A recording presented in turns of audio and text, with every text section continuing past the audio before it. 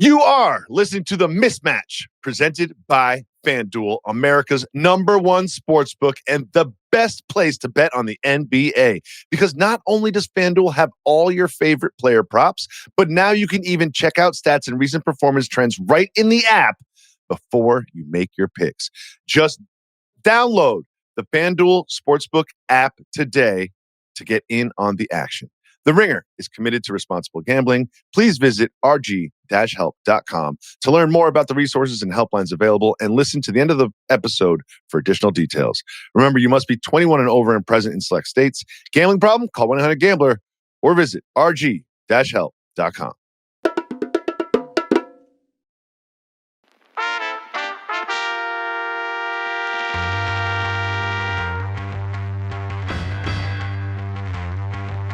Welcome to the Mismatch. I'm Chris Vernon, and joining me as he does every week from TheRinger.com is Dave Jacoby. Jacoby!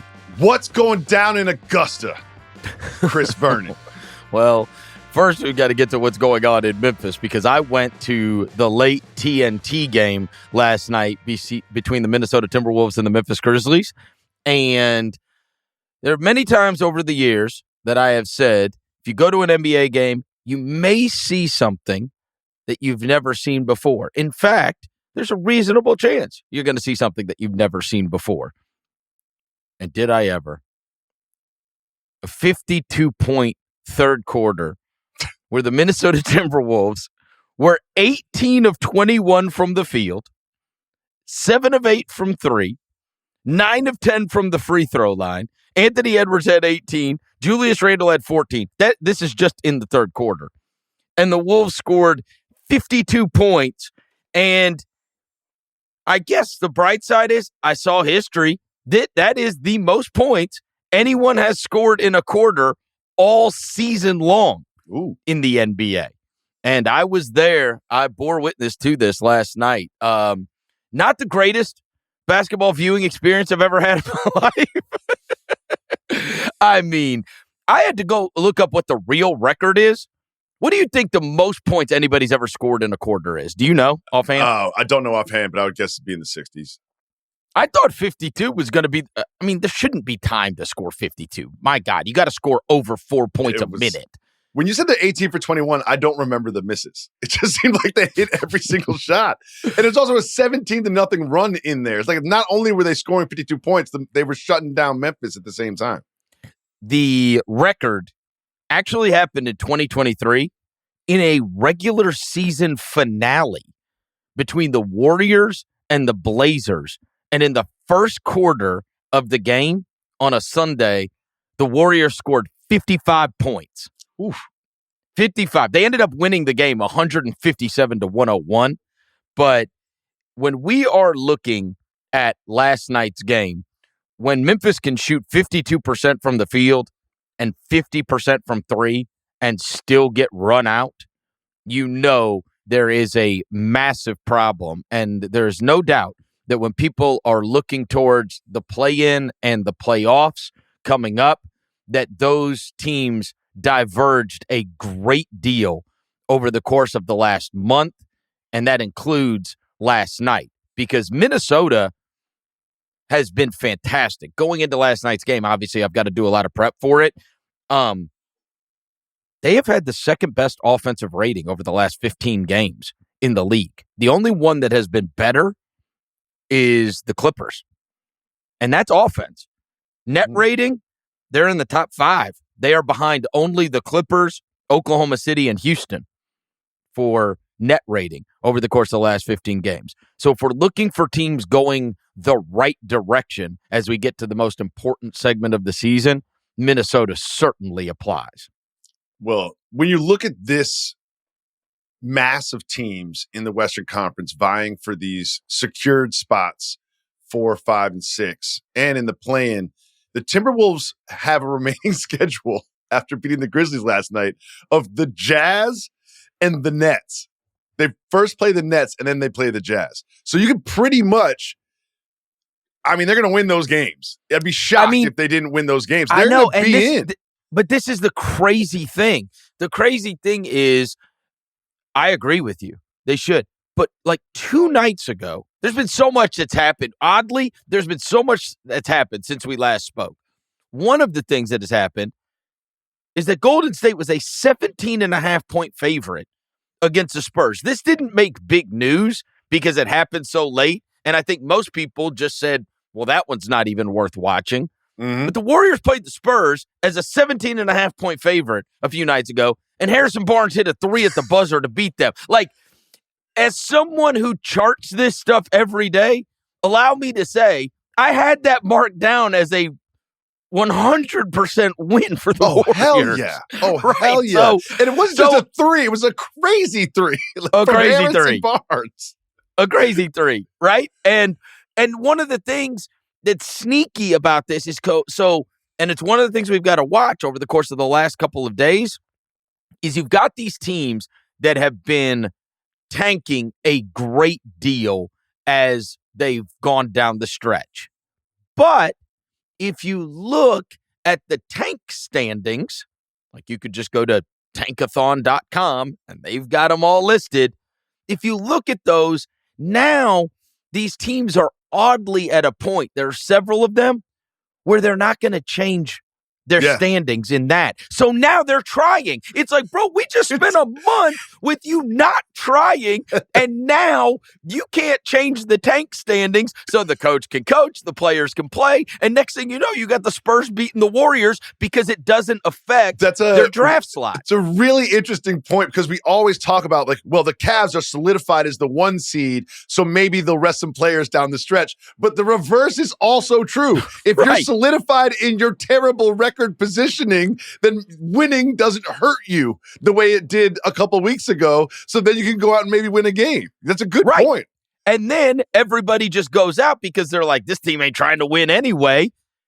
And next thing you know, they catch a little wave and they're like, hell, it doesn't hurt. Nobody's going to be mad at us if we win. And in fact, I'm not going to get pulled out of the game because that's been the mode of operation, as to try to get Adam Silver off their scent as if it works. Okay, so Scotty Barnes is killing it through 3 quarters. You're not playing the 4th. Colin Sexton plays a good first half. You're not playing in the second half, right? So they silently, they soft quit, as Tom Haberstroh called it. And so now at the very end, when you look at those standings, it's like, all right, like the coach may actually coach the game. The players might actually play the game. And you came in expecting this team to just completely lay down and that it would take the literal minimum amount of effort in order to win your game. And then you get caught and it's like, what just happened? Like, we're in a dogfight in the standings and we lost to San Antonio. Well, I can see it because we're going to talk about in a second, the Grizzlies having to fly to Denver to play their game this evening, but the Timberwolves have to fly back to Minnesota, and they've got the Nets. And as you mentioned, the Nets, they're a feisty little team. You know what I mean? You never know. And they need to beat the Nets and the Jazz.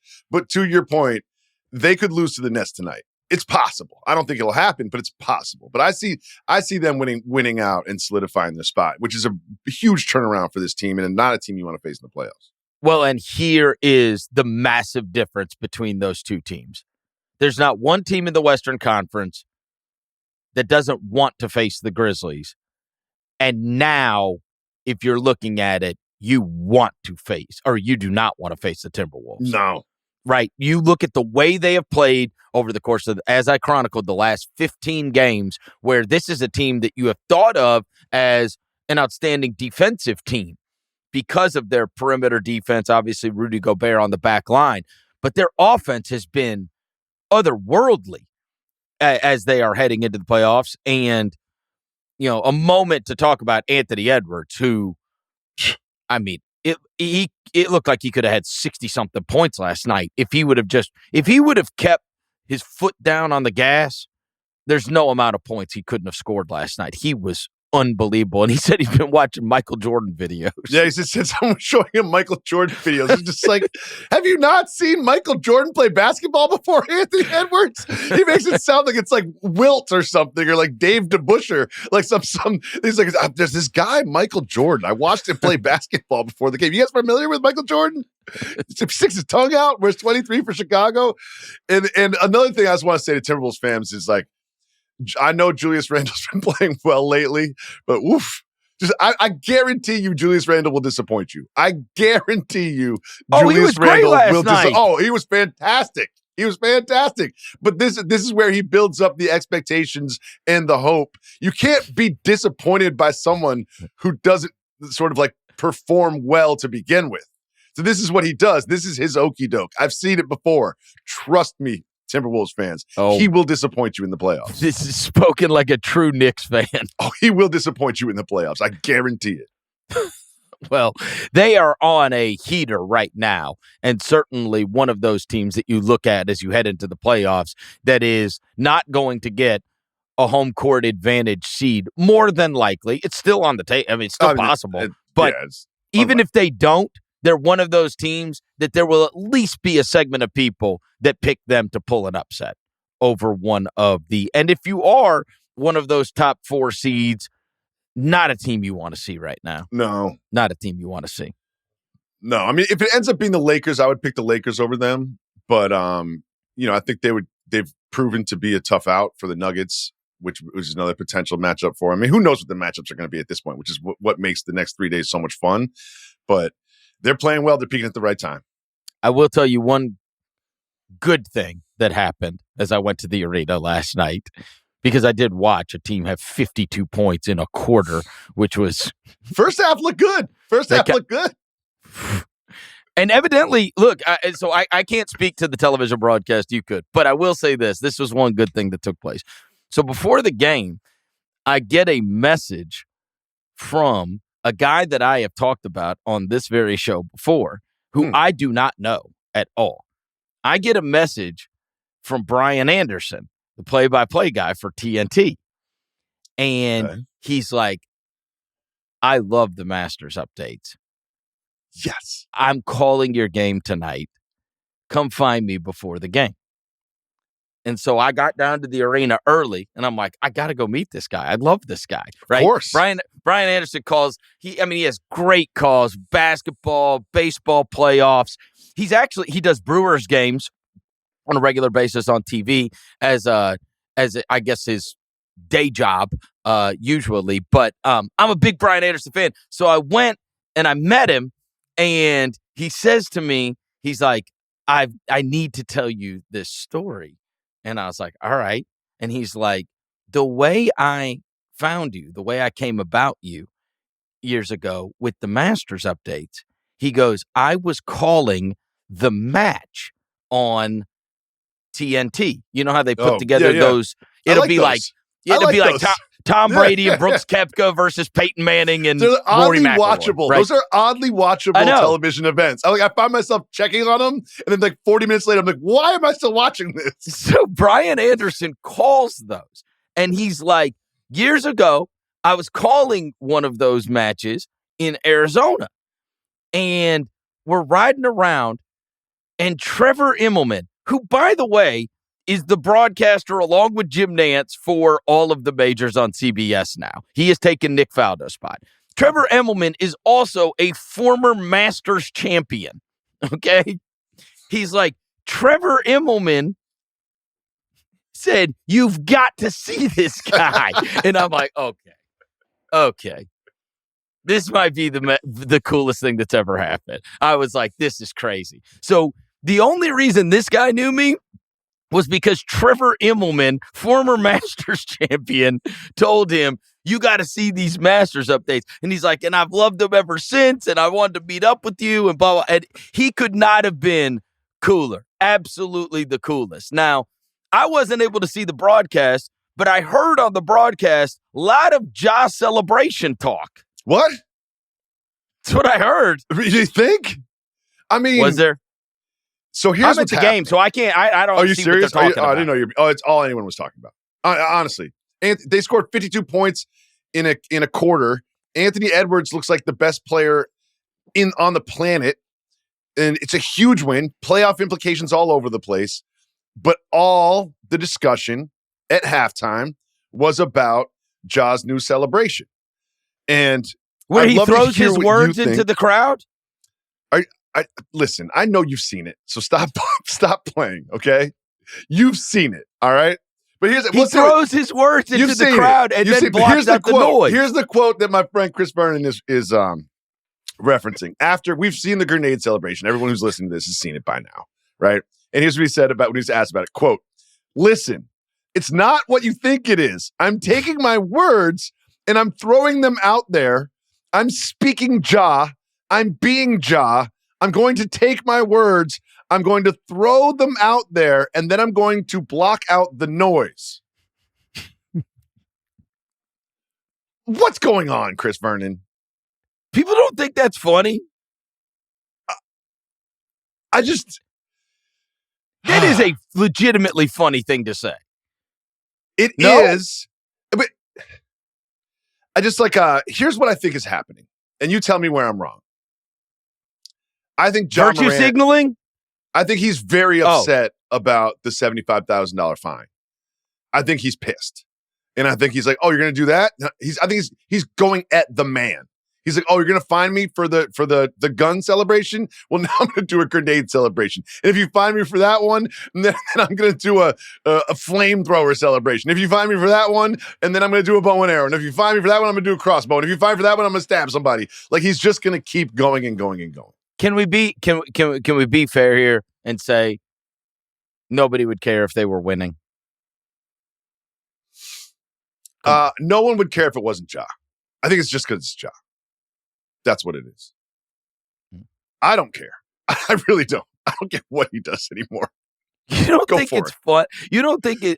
Am I crazy here? I tried to remove myself from the situation as much as I can and say, what if this were happening elsewhere? I would think that that's funny, that when he is asked about it, to say, "That's not what you think. I'm throwing my words into the crowd." And then he's covering his ears to block out the noise. Right. Because when you're at home and you hit a 3-point shot, you want to block out the noise. Right. Yeah. You don't want to hear all that applause and cheering after you hit a shot. You got to block out that positive feedback. Mm-hmm. And so, look, I mean, we're to the point now where, I don't know, the high horses are extreme. There's no way around that. And obviously, look, if you do it and you're winning, nobody cares. If you do it and you're losing, you're immature and it's too much to deal with. And this and this and this, right? Like, I mean, we understand. And again, if you want to argue that because you're not in a winning situation, because your team has faltered a great deal, that you shouldn't be doing anything that draws attention to yourself, I suppose we could have that argument. But I mean, I have thought all of this has been goofy. I think the idea that we are making celebrations a topic is goofy.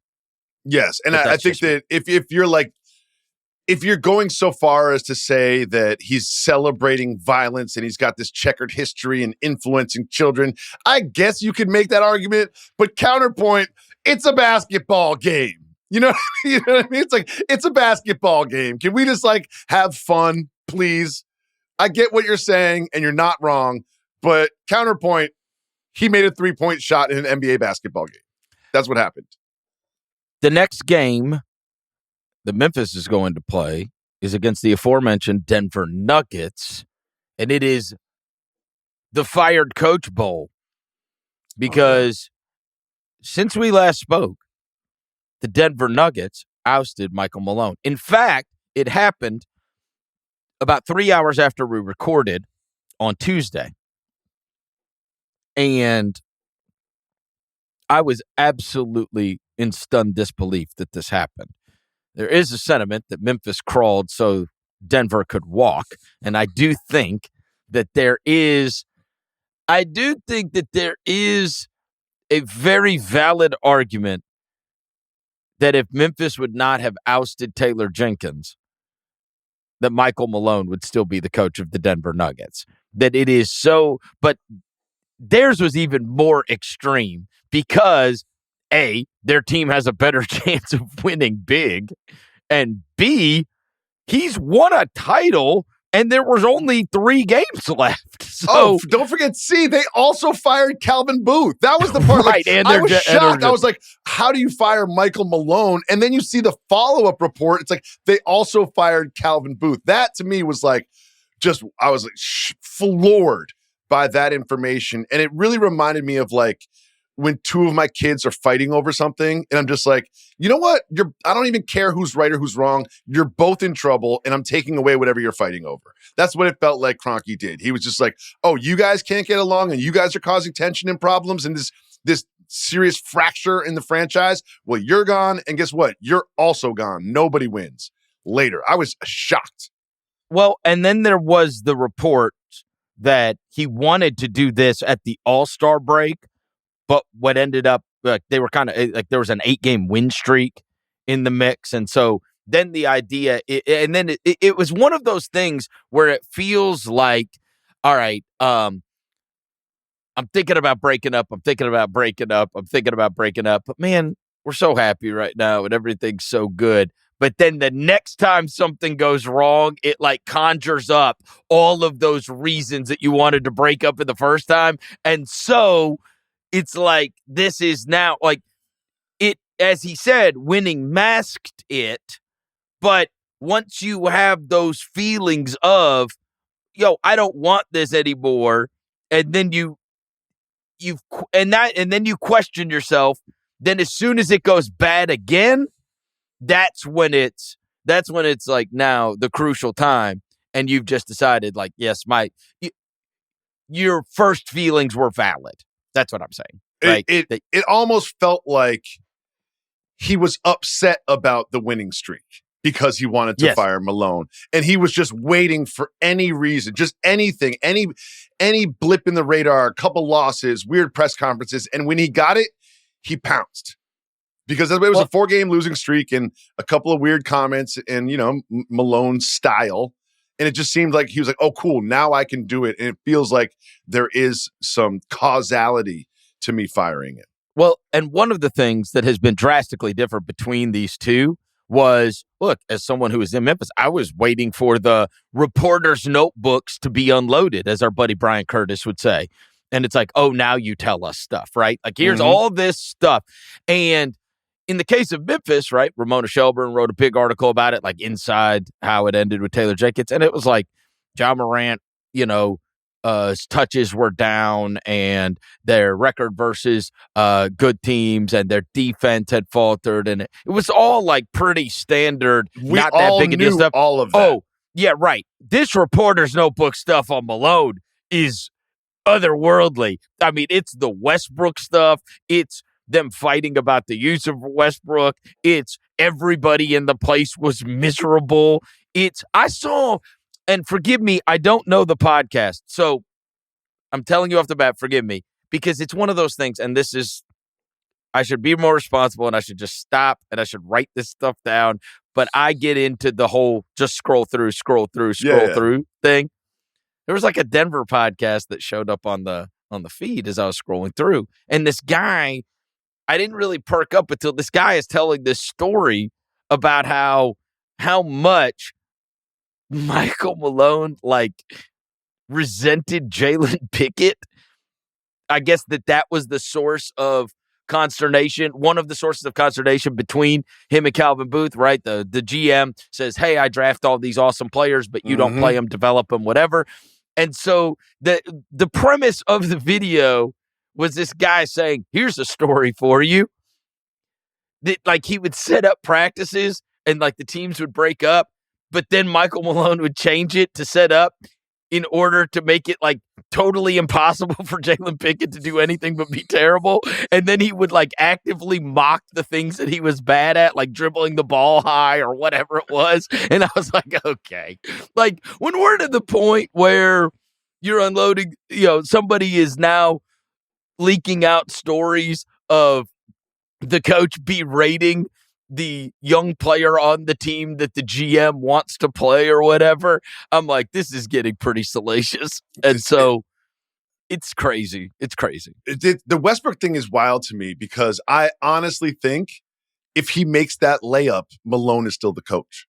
if he makes that layup against the Timberwolves, Malone is still the coach. Because imagine you have these feelings. If he doesn't foul Nickeil Alexander-Walker on the three. Yeah. I mean, because if you think about it, if there all these reports are basically about the tension between Booth and Malone, and Booth drafting players, Pickett, Swarther, whatever, like that he thinks should get more run and have more a chance to play. And Malone, this is a tale as old as time. The coach wants to play the vets. The GM wants. This is like not new, but the idea that he supports Westbrook in this way, and that the franchise and the front office does not, and there's this fracturing, and then you're in this huge game in the standings. National TV, double overtime, and the guy who you think should not be playing, the guy who you think the coach puts too much faith in as a veteran, misses a layup and fouls a jump shooter to lose the game?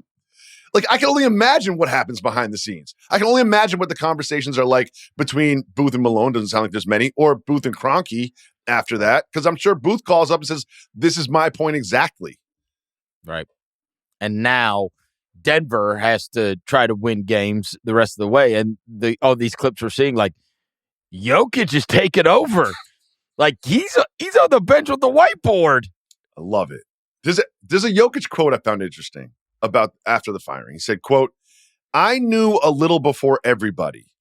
And he told me, quote, we made a decision. I'm sure he's talking about the owner. So it was not a discussion. It was a decision. He told me why. And so I listened and I accepted it. I'm not going to tell you what he told me. I'm going to keep that private. Now, I'm not going to read too much into that, but I do know when you're in a professional environment, when the boss comes and tells you something and asks you something. And it sounds like the boss wasn't asking Jokic for his blessing. He was telling Jokic what happened. That's how I read that quote. And, well, there wasn't going to be much of a discussion. I will say this, though. You know, if you're Josh Kroenke, you know if how this is going to be taken. You know that there is going to be public comment one way possibly, but you're not making this if you think it means you're losing the faith of your best player completely. I don't think you're doing this. No. I think you have to know. And part of that is, look, okay, so they don't need to have some kind of discussions and they don't need to have some kind of sit downs. All you have to do is these guys talk to the agents. They talk to the agents. There's always a way that they have an awareness of how these players feel. And it would be beyond irresponsible to not go to the agent of said player and other. You have a myriad of ways, whether you are talking to the player directly or not. You have a myriad of ways of knowing how your team feels and how this will go over amongst them. What is very clear to me is what we see is the 4-game losing streak, right? That's what we see. But reading everything that I've read about this decision and these two people losing their jobs, it sounds like all-time bad vibes team. Like they said it was miserable. It just sounds like it was miserable. So if you think about that, we see the 2.5 hours where they play the basketball games, but think about the flights, think about the practices, think about the pre-game speeches from the coach. If it's just so broken and fractured, we always say the quote unquote losing the locker room, but it just seems like everyone was upset and unhappy. So I think if that is the case, if you're the owner and you're talking to Jokic, I don't think Jokic is going to push back that much because it is so obviously broken that change needs to happen. And people say, like, oh, no one's ever been fired this late in the season. And how can a contending team fire their head coach? Because there's so much going on that we don't know. And I'm not going to sit here and say that I spoke to 5 guys that played for the Nuggets, but you can just tell decisions like this are made because there is such a fracture in the franchise that they're trying to salvage anything and they need to make a change. Well, because you have to be very careful. I mean, with any of these type of situations, you have, and especially when you start to double down on youth for your team and whatever is the next step for your franchise. One of the hard parts about that is now you are dealing with personalities that don't know how to handle a change in role on a regular basis, right? They're finding their way within the league, and now you have a coach that you don't think is necessarily on your side or particularly, or your rope's not very long. I might play 6 minutes tonight. I might play 20 minutes tonight, whatever. So your roles are less defined. Whereas you could go back in time to their championship year, and it's the Jeff Greens, and it's the Bruce Browns, and it's the DeAndre Jordans, and you've got a bunch of vets. Yep. The young guys, those become the minority on that team, right? So there's only a very few amount of guys that are sitting there trying to make their way in the NBA that are going like, man, this dude doesn't play me, this dude doesn't like me, this guy, whatever. As that number grows, it is very difficult to be that way, right? Because now there were 2 guys in the bus that were bitching about their plight. And now there's 8. Yep. Right? You got a 15-man roster. So when you go into the locker room, there's 8 guys that aren't happy with the way things are going for them. That makes it very, very hard to have a cohesive team, a happy team, and, quote, good vibes. When you see the teams with good vibes, they are the ones that 1 through 15 knows exactly what's expected of them. Those are the teams that know exactly what's expected of them. You know, I bring this up 3 times a year. It was one of the things that I told you about Hubie Brown many years ago. He used to say, you have got to have the best player on your side. So I always think about that in any situation where stuff like this happens. So that's number 1. And number 2, the reason that he always played, he had a 10-man rotation. And at that time, there were 12 guys on your roster in the league. And that was the basis of it.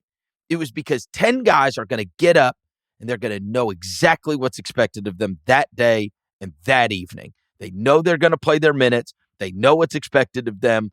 And he goes, and then there's 2 that don't like the way this is going for them.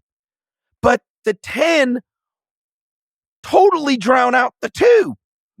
Right? So those guys are either going to get on board and be okay with their situation or they're not, but it's only 2 of them. I got 10 guys that are content and know exactly what's expected of them. And that's what I would tell you. When the Nuggets were great, or whatever team you're going to look for, they've got an extreme amount of guys that know exactly what's expected of them and are content with their situation.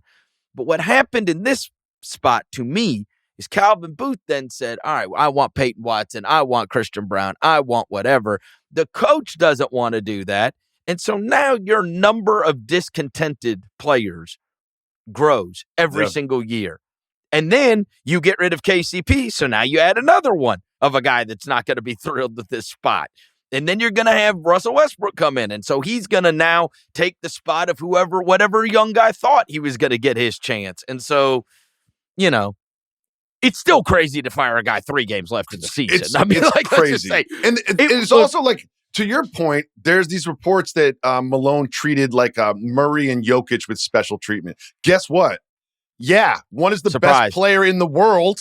You're going to treat him differently than everybody else. And the other one was the second offensive engine that brought you a championship. And then I started looking at the roster and I'm like, so who is it? Who's upset that Malone is treating them with this special treatment? Because it's not Westbrook. It's not DeAndre Jordan. So is there this faction of like young players that you mentioned, like Brown and Watson and Pickett, they're like upset about this and then vocal about it and fracturing the locker room and making everything miserable? I don't know what's going on there.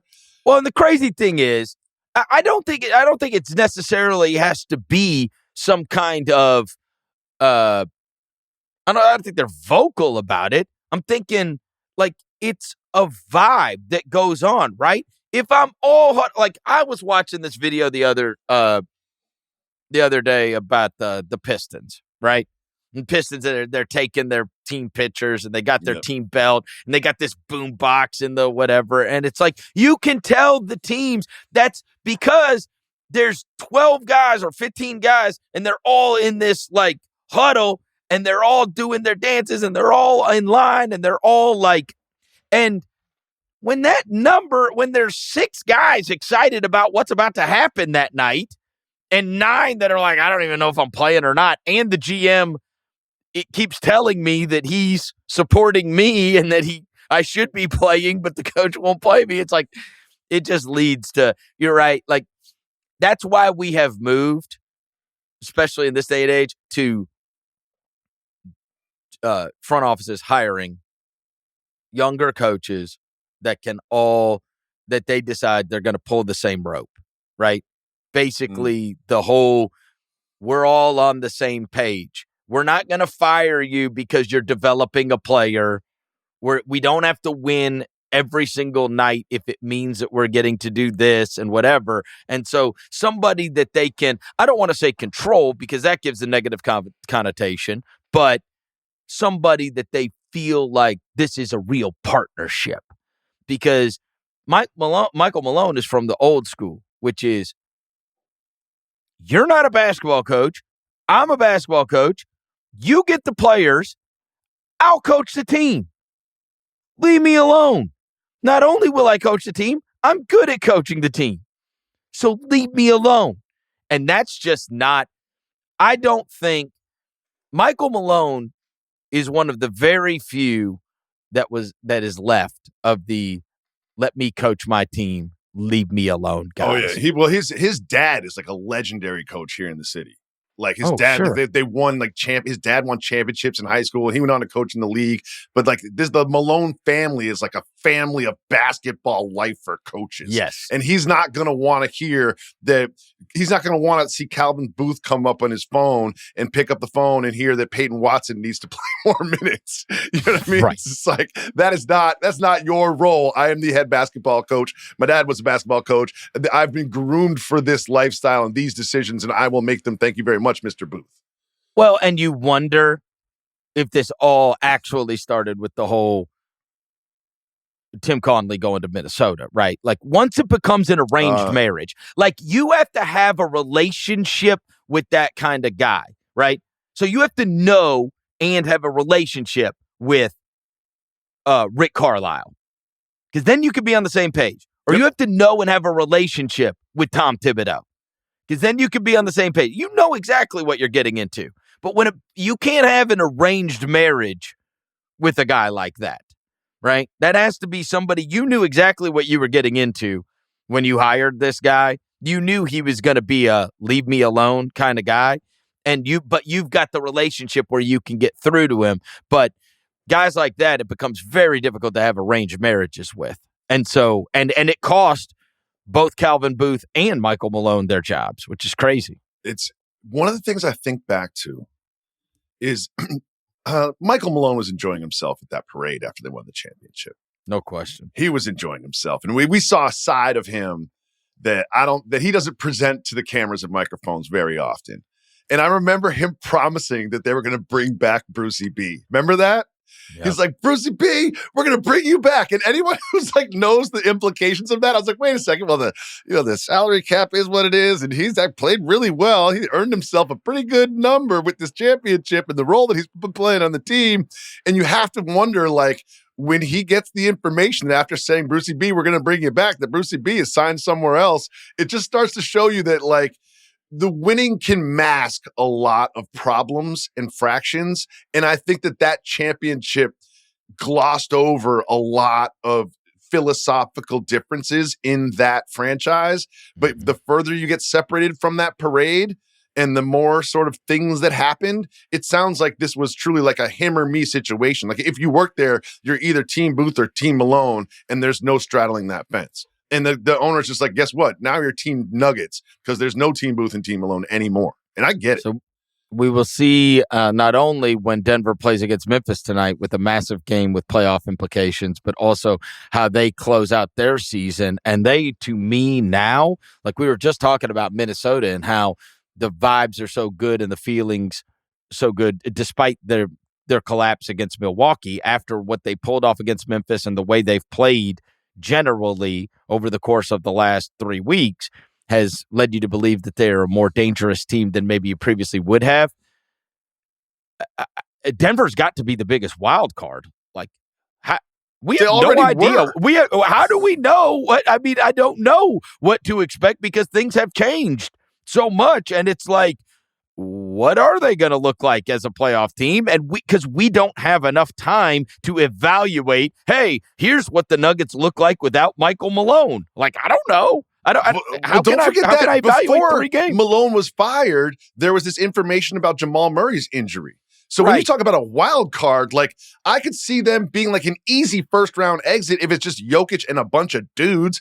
But like I could also see them as like, guess what? Jamal Murray's fine. And they have the best player in the world. He put up a 41, 20, and 15 game and dragged them to a series victory over the Lakers. Like it is the sort of like lowest floor, highest ceiling team that we have throughout the playoffs in both conferences.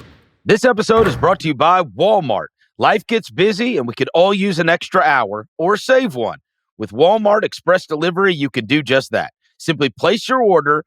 In as fast as an hour, it's at your door. Use promo code EXPRESS for free delivery on your first order. No hassle, no stress, just more time for what matters most. Visit walmart.com to order now. Promotion valid with first express delivery order. $50 minimum, subject to availability. Restrictions apply. The Mismatch is brought to you by FanDuel. It's the final stretch of the NBA season, and the playoff picture is changing by the minute. From three-pointers to steals to assists, FanDuel has so many ways to bet your favorite player props. Plus, after the game tips off, you can even combine live prop bets into a same-game parlay for a chance to win big. Join FanDuel today.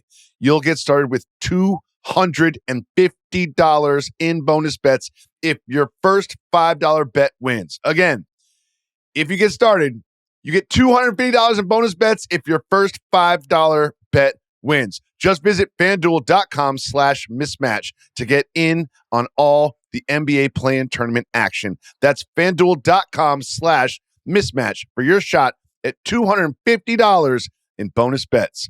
Make every moment more with FanDuel, official sports betting partner of the NBA. Remember, you must be 21 and over and present in select states, or 18 and over and present in D.C. First online real money wager only. $5 first deposit required.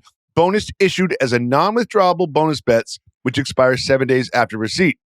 Restrictions apply. See terms at sportsbook.fanduel.com. Gambling problem? Call 1-800-GAMBLER or visit rg-help.com. All right, let's get to the Eastern Conference to mention a couple of those. How are you feeling on the Knicks? A possible matchup with the Pistons? Listen, I've been pretty vocal about not being very confident in this Knicks team. And watching the game last night, I was terrified when Brunson went out. Because you were at the Grizzlies game, so I don't think you saw it. But Brunson tweaked his ankle a little bit. He ended up being fine, but he didn't look great throughout. But it was a really impressive performance from Cade, who was just like, listen, I mean, saying that Cade Cunningham has had a breakout season isn't groundbreaking, but he's controlling that offense and getting what he wants, and just really is the conductor of the orchestra that is the Pistons. And between Beef Stew and Jalen Duren, they're just so strong underneath. Jalen Duren is just so strong. He was 9 for 9 last night. It just seemed like there was just no answer for him. And there's one little aspect to this series that seems like a very small thing, but it's worth mentioning. Little report out of Detroit. The forgotten Jaden Ivey has been approved for basketball activities. Now, listen, that might mean he never sees the floor for the rest of the season. But I think a lot of people, while celebrating Detroit, and I've mentioned on this show before, forget just how important he was to this team and what a great season he was having, as predicted by my friend and co-host Chris Vernon. He's my breakout player. If he could come back, that's a series changer right there. No way. Oh yeah, I'm saying I would be stunned if he could come back. I would be too. But basketball activities, that just might mean that he's just prepping for next season. You know what I mean? Well, and there was no Anunoby last night, right? Yeah, it did feel like it felt like one of those games where neither team wanted to really show what they were going to do in game one of that potential series. You know what I mean? It felt a little bit like a spar than a fight. You know what I mean? I did see the precious dunk on Beef Stew. Yeah.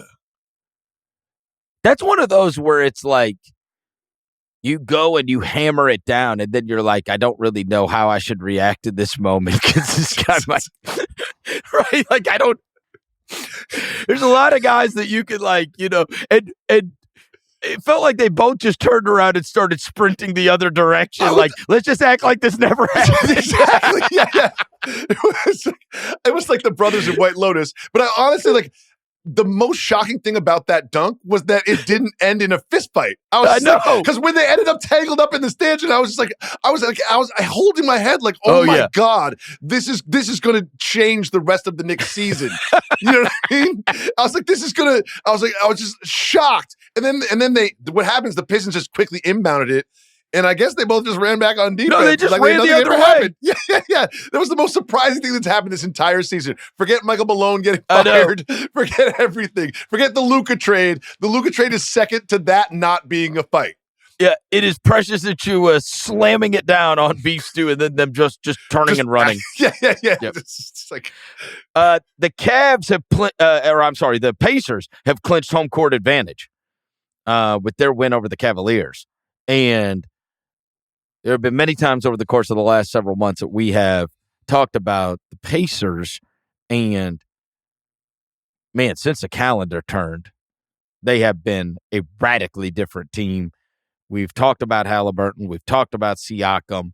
Obviously, this year they bring Mathurin to the party. And one of the things that we said throughout the beginning of the year was, man, is that old Tyrese Halliburton, is he still in there and we're just not seeing it and eventually it'll come back around? Or was that a flash in the pan the first 3 months of the 2023 season?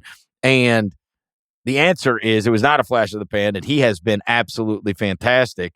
They've got their rotation down. They've got their guys. They bring some weird stuff to the table because they really do have change of pace guys that they can bring off the bench. Sometimes they bring Mathurin off and he can create the change of pace. Obviously, TJ McConnell will have a 12-point quarter every once in a while and get you these 3 extra weird Jose Alvarado-esque steals. And then Obi, who we've mentioned, can swing a game by coming in and getting buckets for you. And so I think Nembhard needs to be mentioned too, because he'll get you on both ends of the floor. Yeah, and I mean, look, they had a lot of holes poked in their Eastern Conference Finals performance, or rather attendance last year, but I think it's fair to say the Cavs are going to have a bitch of a series in the second round, no matter if they draw the Pacers or the Bucks. You're either seeing that Pacers team who has been fantastic, and so I think it just adds another really good playoff series that maybe we weren't counting on. That I think if either of those teams were to come out of it, we're getting a hard-fought series either way. And that has been, at the beginning of the season, we always said it's going to be the Cavs. Well, once the Cavs, we realized that we're devastating. Yeah. Cavs, at the beginning of the season, I did not say the Cavs are going to win 70 games. Right. Honestly, we thought Philly was going to be there at the top, right? And we know how that went. But the Cavs, Boston, the Knicks, and then Milwaukee. But what has happened is the second half of the season, certainly the Pacers have moved into that area.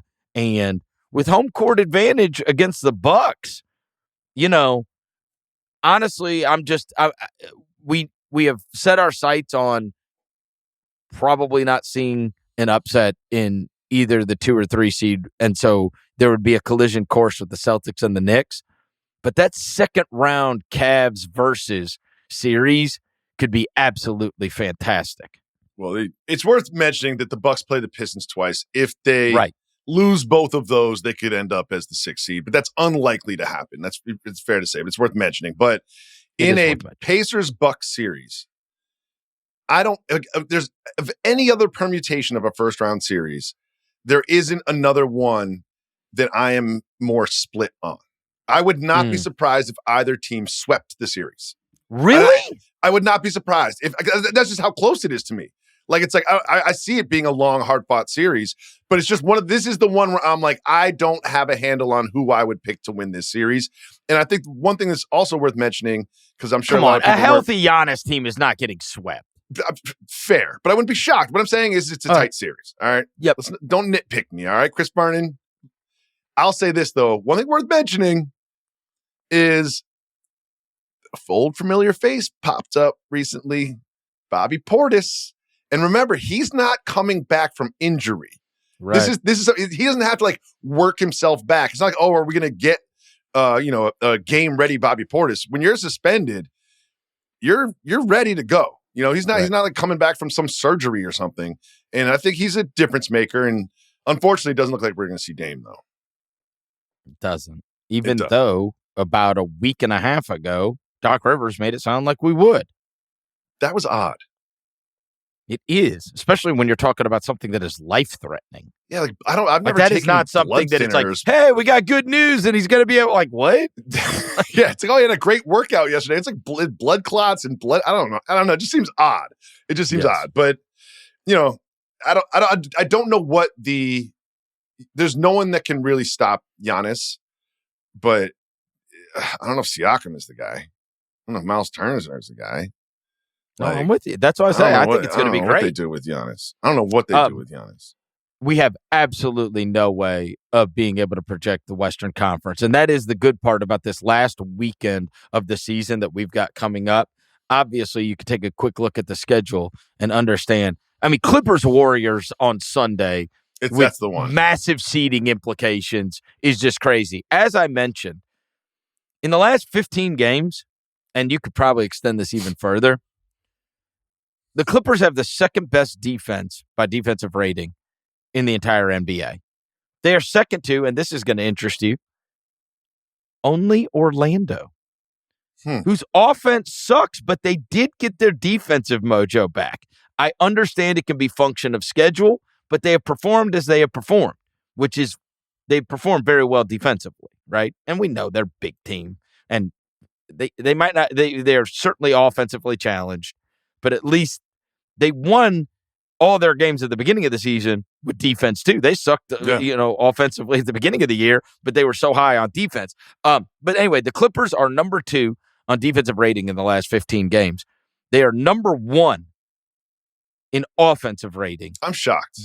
The last 15 games. And they are number 1 in net rating the last 15 games. So per 100 possessions, they have outscored their opponents plus 17. So if we're just extrapolating, and again, I understand this can be schedule dependent. Of course. The top 5 teams in net rating the last 15 have been the Clippers, Oklahoma City, Houston, Minnesota, and Boston. But the Clippers, 5 points better than everybody else. And so now they face the Warriors coming up on Sunday with massive seeding implications. I mean, look, anybody could go back and listen to the old pods. I told you the Clippers are going to be they're the scary one. A healthy Kawhi Clippers is the scary one. It's almost not fair. It's just you don't know what you're going to get from Kawhi Leonard. And we talk about the Pacers being a hot team going into the playoffs. And number 1 in offense, number 2 in defense in the last 15 games. And they're fighting to secure a playoff spot. Right. This could be like a de facto playing game, basically. Yes. Between the two of them. Yeah. And I mean, look, depending on how this goes, it's not the Clipper game that is going to stick in the Warriors' craw. It's Harrison Barnes. It's Harrison Barnes hitting that shot. Those are the ones. It seems like Harrison Barnes was the most surprised person in the building that went in, honestly. We have a great weekend ahead because, we got Lakers, Rockets. Again, you don't know who's going to play. You don't know what these teams are going to show. And you also, this is what's made it so good, but yet so impossible to predict. And maybe it's just one of those things where that was just such an extreme outlier that it's not fair to say that could happen again. Kind of like the Luka trade or something, right? Where it's like, that doesn't mean that stars are just going to get traded, right? But the Spurs thing, and as I mentioned, you already solidifying your spot in the tanking rankings that some of these tanking teams, because you see the Lakers still have a game against the Blazers, and the Warriors still have a game against the Blazers. And the Clippers, we're talking about this Warriors-Clippers game, but the Clippers have to beat the Kings. Right. You know what I mean? Like I'm just kind of like assuming that's going to happen, but you can't make these kind of assumptions, especially after that Warriors-Spurs game. And as you said with the Wolves, they've got the Nets and the Jazz, which we mark down as wins. But it's like if those teams don't have to purposely lose because their spot is already secured, and you walk in with the mindset of we're playing a tanking team, like these tanking teams are pulling the wool over people. You know what I mean? Like they're it's like they've played possum or something. Like, yeah, we were trying to lose and we did suck for the last month and a half, but like we ain't got to lose now. Like we can go ahead and win and have fun and maybe take a good vibe in. When the Timberwolves score 52 points on a nationally televised game against the Grizzlies, you feel good about them. And, you know, you've got the Nets and the Jazz left, and you're like, oh, yeah, those are wins. But this is also the same team that was up. What were they up 25 on the Bucks in like the fourth quarter and lost? It's the same team. Like, so you're trying to tell me they can't get beaten by the Nets? They were up like 25 in the fourth. I think it was 10. I think it was a 10-point lead with like 4 minutes left to go last night. That Memphis had gone on like a 16-2 run, and then when it was 10, they had like they had an open three that they missed that would have cut it to 7, and it's like, bro, are the Wolves doing this again? Are they playing with their food again? Like you literally just did this. You just did this. And then they obviously got back on track and mangled them the rest of the way. But there was a moment where it was like, are you seriously just gonna let a team come back from? They were down. Memphis was down 20, and I got it. It's a game of runs, but like that thing, if I think it's Bane, like if he hits that 3, it's 7 with plenty of time left, and the freaking roof comes off, and it's like, I can't believe this. Instead, it went the other way. Randall hits a shot, 12, then they hit another shot, whatever, 15, it's over, right? But yeah, it's so impossible to know how these things are going to shake out because, I mean, we can't even count on the tanking teams not trying anymore. Yeah, you look at the Timberwolves, you got the Nets and the Jazz, and you're like, they should win each game by 40 points. They really should. You would think. They really should. But just if we've learned anything, it's that we know nothing. So obviously this will all be hashed out by the weekend. One thing we do need to mention before we get out of here. I got legit, like, I don't want to say emotional because I'm not emotionally tied to it, but I will say melancholy watching all of the Luka videos. Dude. Like, dude, that was hard to watch. It really was like, I mean, I hate to do another breakup analogy, but like somebody got broken up with and they never wanted to get broken up with. And then they walk back in to the bar or the house, whatever. And then all of the friends love that person so much.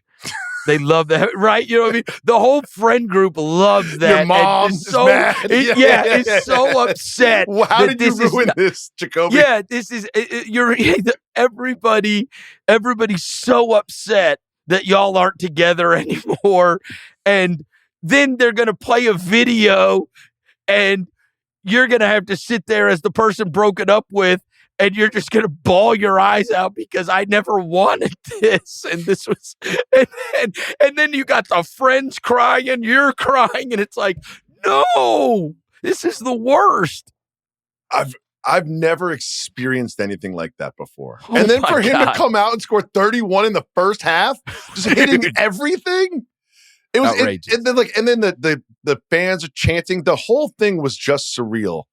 But as from like a human emotional element, I did feel bad for Luka, but I also feel bad for Nico Harrison It's like, No. I do. No, I feel I bad don't. for this guy.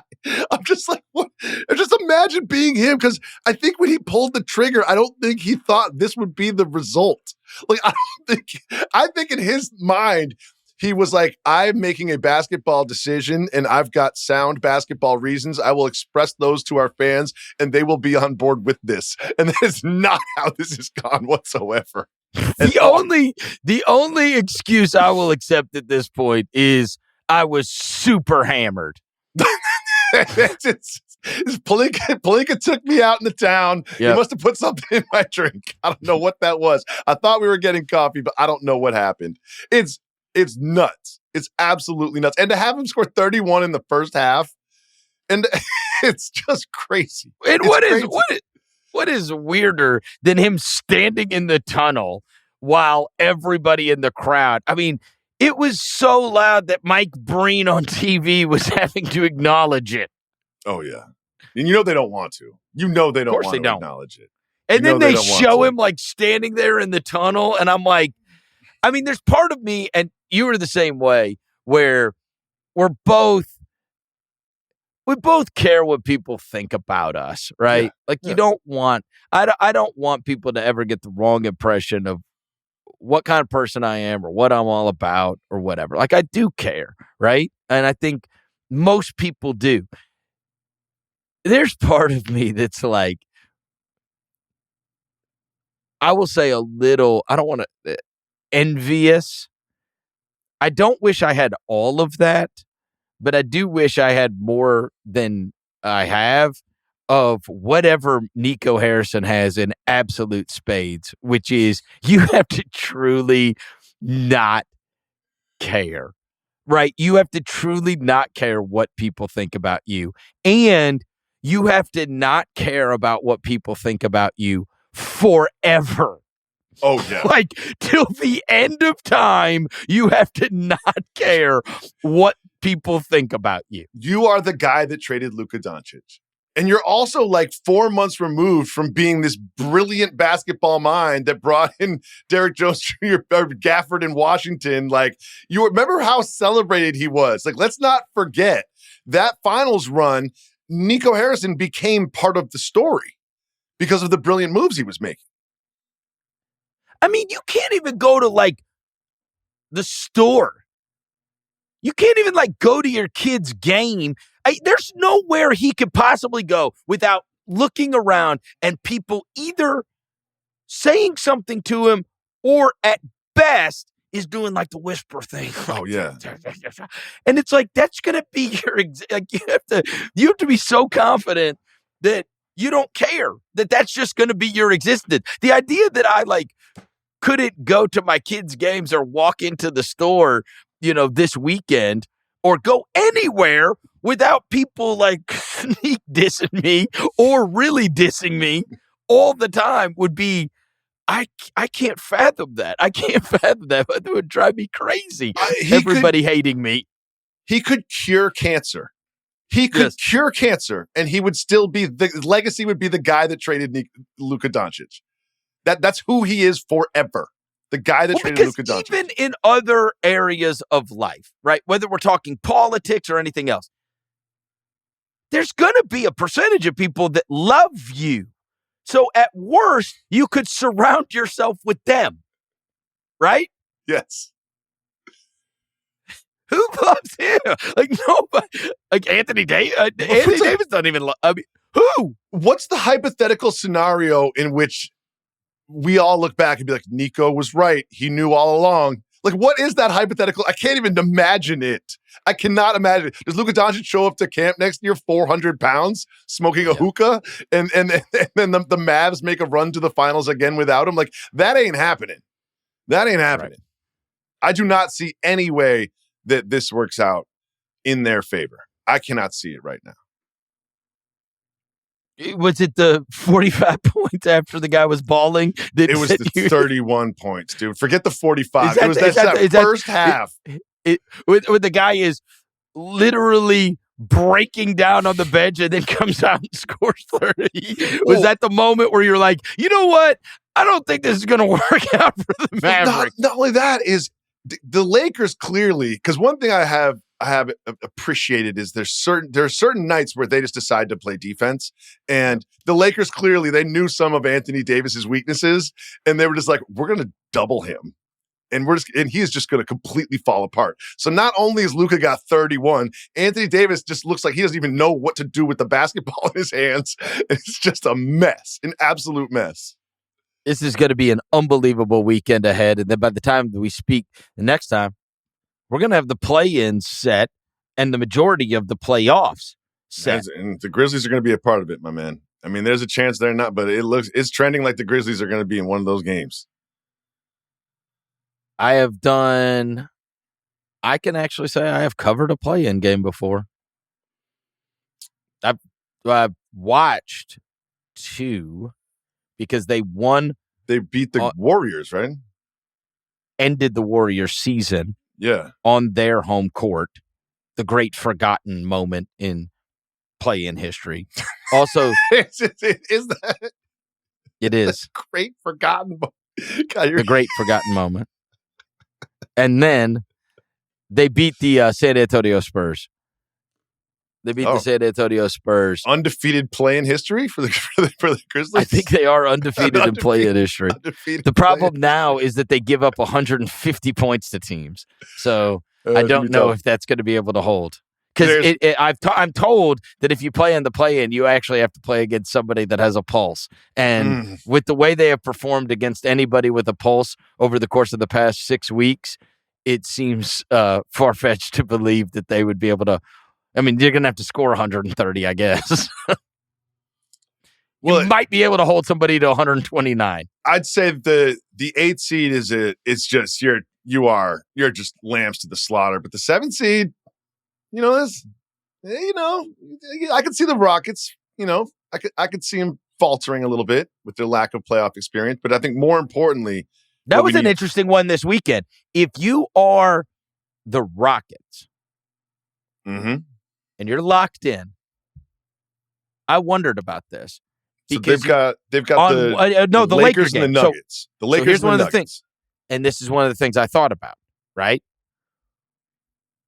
It's almost impossible for any of these teams to jockey for a position. But if you are the Rockets, let's just say you say, you know what, we want to get to the playoffs healthy. We don't care who our opponent is, whatever. We can't worry about the second round.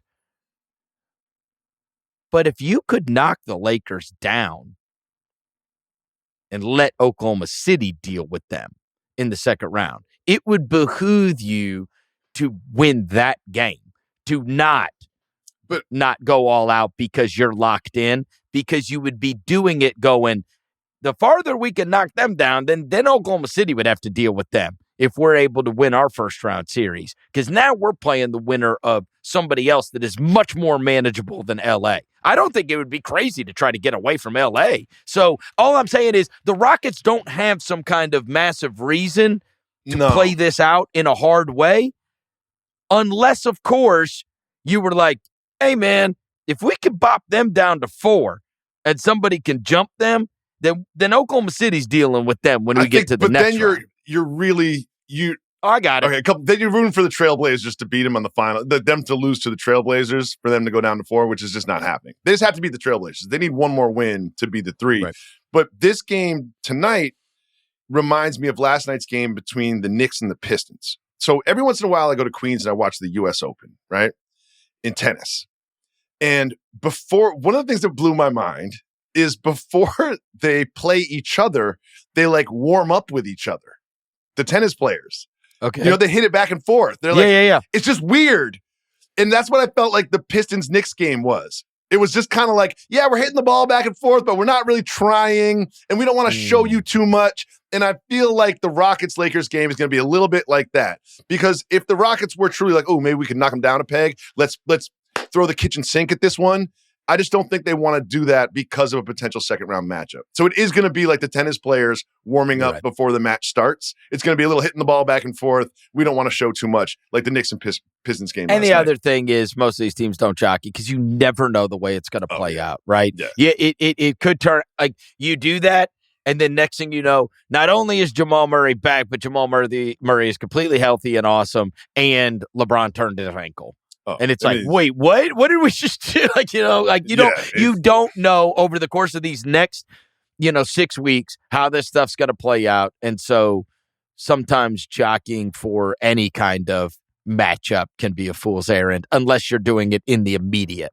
It's if the Bucks like sat Giannis for the next 2 games against the Pistons and ended up as the 6th to play the Knicks, that would guarantee a Knicks series victory.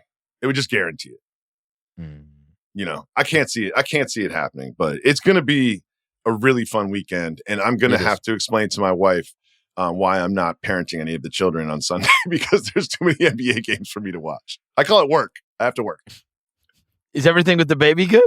Yeah, man. It's a baby. Once you're to number 4, right? Yeah, but it's just like you forget. I forget that they don't respect daytime and nighttime. You know what I mean? I really want this young child to respect the sun is out during the day, and that's when we are awake. And when the sun is gone and it's dark outside, that is when we sleep. And I've been trying to explain this to the 2-week-old, but it's just not. I'm not getting my message across. I've lost the locker room. I've lost the locker room in my house. I think I'm about to get fired. You're Michael Malone. But don't forget, the Chris Vernon Show Masters updates. Oh no! Don't go out of your way for that. You get one more. It is one of my favorite pieces of sports media content, and it is honestly the thing that made me fall in love with you years ago. And literally, I think I texted Bill, and I was like, "I need Chris Vernon's contact information." That's what I texted him, and he sent me your contact information. We started texting because I was just so enamored with the Chris Vernon Show Masters updates. I do remember back in the day, the first thing you ever sent me was, "Hey man, this is Jacoby. I just have one question." And then you didn't tell me the question, and finally I was like, "What's the question?" And you just typed in all caps, "What's going on in Augusta?" What's going down in Augusta? I was like, "Come on, man." All right. That's how the friendship began. Thank you to our executive producer, Jesse Lopez, as always. And Jacoby, I'll talk to you next week. Must be 21 and over and present in select states for Kansas in affiliation with Kansas Star Casino, or 18 and over and present in D.C. Got a gambling problem? Call 1-800-GAMBLER or visit rg-help.com. Call 1-888-789-7777 or visit ccpg.org/chat in Connecticut or visit mdgamblinghelp.org in Maryland. Hope is here. Visit gamblinghelplinema.org or call 800-327-5050 for 24/7 support in Massachusetts, or call 877-8-HOPE-NY or text HOPE-NY in New York.